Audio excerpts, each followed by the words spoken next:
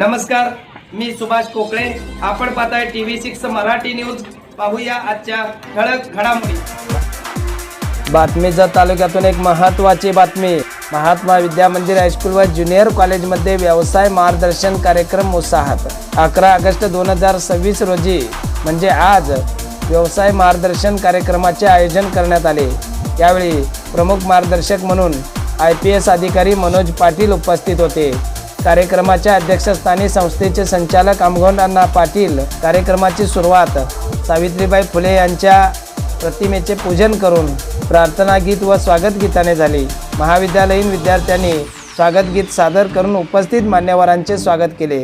प्राचार्य SC जमादार यांनी स्वागत व प्रास्ताविक केले. यावेळी संस्थेचे सचिव SK होर्तीकर, राष्ट्रवादी युवक काँग्रेस जतचे अध्यक्ष सचिन होर्तीकर, प्राचार्य SC जमादार, डॉक्टर श्रीशैल लोणी, उपप्राचार्य DC बासरगाव, उपमुख्याध्यापक CS धायगुडे यांच्यासह शिक्षक, विद्यार्थी व मान्यवर मोठ्या संख्येने उपस्थित होते.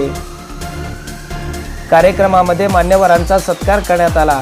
तसेच इयत्ता 5वी ते 8वी शिष्यवृत्ती परीक्षेत गुणवंत ठरलेल्या विद्यार्थ्यांचा विशेष सत्कार करण्यात आला.